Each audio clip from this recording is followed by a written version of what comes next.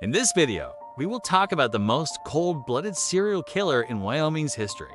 In 1868, South Pass City, Wyoming was alive with activity. Thanks to the bustling Clarissa mine and a swarm of miners, and others were attracted by color found in the nearby hills. Even those without gold fever wandered through. South Pass was the perfect rest stop on the Oregon Trail for westbound travelers with a dream of starting over. Stephen, Hattie, and Polly Bartlett would soon arrive in South Pass City. And what can I tell you? Things will get bloody. In 1868, the nation was still giddy over the discovery of gold in the Black Hills of South Dakota. Stephen Bartlett was born in 1816 in Ohio. By 1868, he was a widower. His wife Martha died in Wisconsin about 1855. In addition to his daughter, Polly, he had a son, also named Stephen, and a niece he took into the family, Hattie Bishop. Somewhere along the way, Stephen picked up the nickname John or Jim, depending on the account. He was running a rundown bar in Cincinnati when he decided to head out west. In some accounts, he was motivated by the promise of gold in the Black Hills. In another, he simply wanted to escape the memory of his late wife, still. Another has it that he was a wanted man in Cincinnati. Maybe it was all of the above. Bartlett joined the throngs heading west.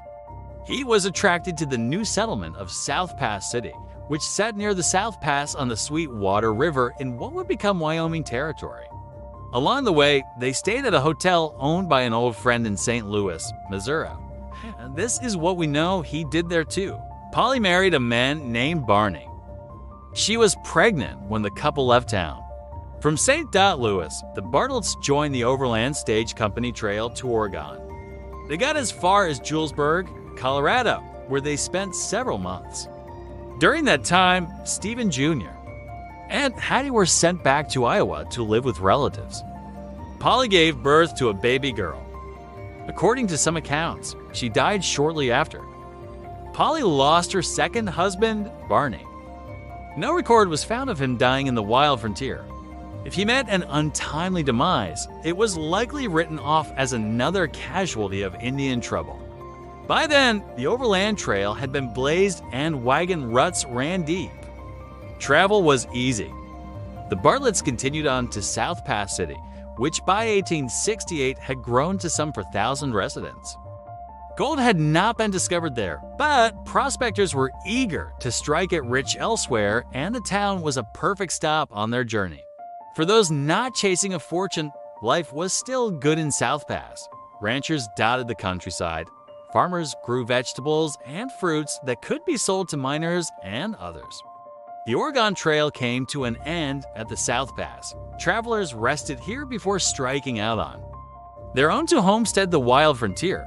The Bartlett family arrived in South Pass after leaving Cincinnati, where Stephen ran a rundown bar. He, his son, a relative named Hattie, and daughter Polly first tried Colorado, but things didn't work out there.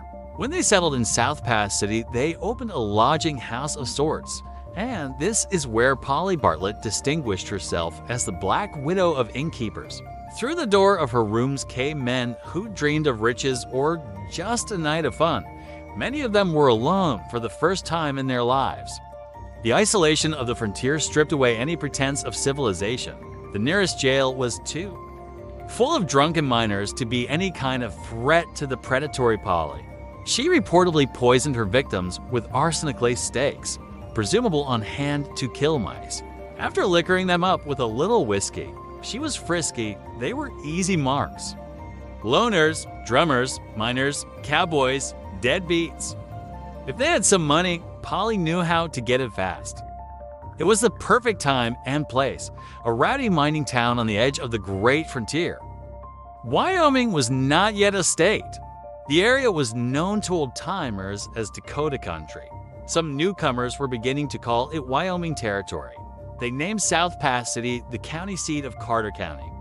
It would be changed to present-day Sweetwater in 1869. All the while, nobody missed the missing in those days.